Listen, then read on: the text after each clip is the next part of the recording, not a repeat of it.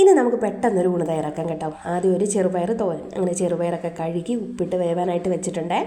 ഇനി അതിനായിട്ട് അരപ്പ് കേട്ടോ. തേങ്ങയൊക്കെ തിരുമിയെടുത്ത് കുറച്ചധികം വെളുത്തുള്ളിയും കുറച്ച് മഞ്ഞൾപ്പൊടിയും ജീരകവും മുളക് പൊടി ഒന്ന് ചതച്ചെടുത്തിട്ടുണ്ട് കേട്ടോ. അപ്പോൾ പയർ കുറച്ച് അധികം വെള്ളം ഉണ്ടായതുകൊണ്ട് അതൊന്ന് പറ്റി വരട്ടെ കേട്ടോ.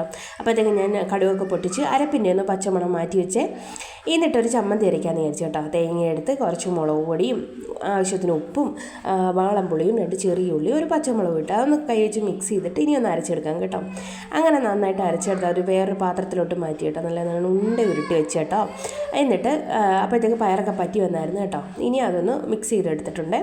അപ്പോൾ തോരൻ്റെ കാര്യം ഇത്രേ ഉള്ളൂ കേട്ടോ. പിന്നെ ഒരു ഈസി മോര് ജസ്റ്റ് കടുക് വറുത്ത് മോരിലോട്ട് ഒഴിച്ച് കേട്ടോ. മഞ്ഞൾപ്പൊടിയും ചെറിയ ഉള്ളിയും കടുകും വറുത്തിട്ട് ഇട്ട്. അപ്പോൾ അതത്രയേ ഉള്ളൂ. പിന്നെ കുറച്ച് ചിക്കൻ പൊരിക്കാനുണ്ടായിരുന്നു. അത് ഞാനൊന്ന് മഞ്ഞൾപ്പൊടിയും മുളകും ഉപ്പുമായിട്ട് ആവിയിലൊന്ന് ചട്ടിയിൽ വേവിച്ചെടുത്ത് കേട്ടോ. എന്നിട്ട് വറക്കാമെന്ന് വിചാരിച്ചു. അപ്പോഴത്തേക്ക് എല്ലായിടവും നല്ലോണം വെന്ത് കിട്ടുമല്ലോ എന്ന് വിചാരിച്ചു. അങ്ങനെ അതുമൊക്കെ ഒന്ന് വറുത്തെടുത്ത് ഇനി ചോറ് കഴിക്കാവേ.